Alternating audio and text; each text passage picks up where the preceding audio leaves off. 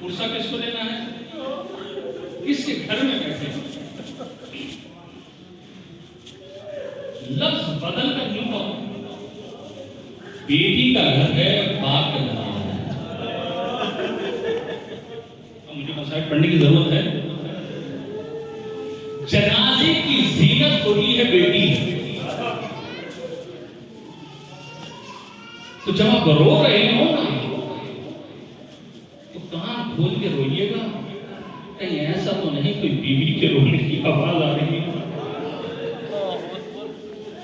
कोई बीवी, मेरा दिल ये कहता है बीवी मासूम है, तुम यहां कहीं बैठी होगी ना, पुरसा आपसे ले रही है। यकीनन बाप का जनाजा उठेगा, शरीय जनाजा है ना, जनाजा उठेगा। हर बेटी को तमन्ना ये होती है कि बाप का आखिरी दीदार कर दो, लेकिन मासूमा तो मदीना में है, बाप बगदाद में। लेकिन अब इसको रूहानी हवाले से कहूं कि आज बेटी का घर है, शबीए जनाजा है इमाम मूसा काज़िम। हाँ दादारो, बीवी को गुस्सा देना है, यूं कहूं मशहद से इमाम रज़ा भी आए होंगे, शहर रह से जनाब हमजा भी आए होंगे, शिराज से शाह चिराग भी आए होंगे, इमाम की दोस्ती का औलादे भी मौजूद होंगी। वो ये कह रही होगी कि हमारे बाप का जनाजा 4 मजदूरों ने उठाया था, लेकिन आज हम सब आ गए हैं, हमारे चाहने वालों तुम आए हो, हमारे बाप का जनाजा लेकर जा रहे हो। बेटी के घर से जनाजा निकलेगा और आप लेकर जाएंगे, इख्तिताम कहाँ होगा? जहां बेटी का रोजा है। हाँ दादारो, इमाम मूसा काज़िम 14 साल का मशहूर कैदी इमाम है। आप ये सुनते हैं कि जनाजे में बेड़ियां लगी हुई हैं। हर कैदी जब कैद से रिहा होता है ना, तो उसकी हथकड़ियां और बेड़ियां खोल दी जाती हैं।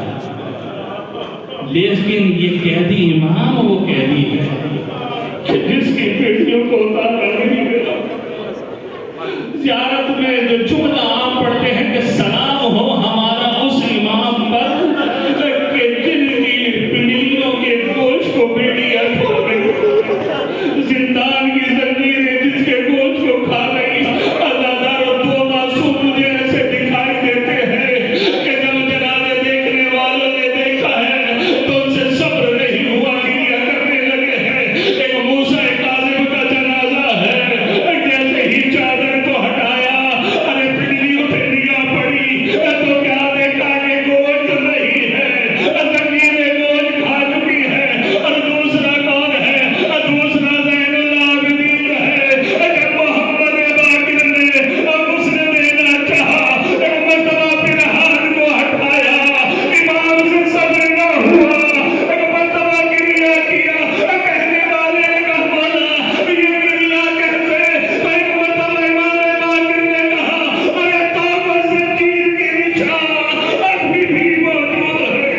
जज़ा को रब्बो को बदलो, खुदा को कोई गम न दे सिवाय कहने के हाँ दादारो, ये मेरे मौला का आखिरी ऐसा जिंदान है कि जिसमें मौला खड़ा नहीं हो सकता और रुकू की हालत में मेरे मौला ने जिंदगी गुजारी है।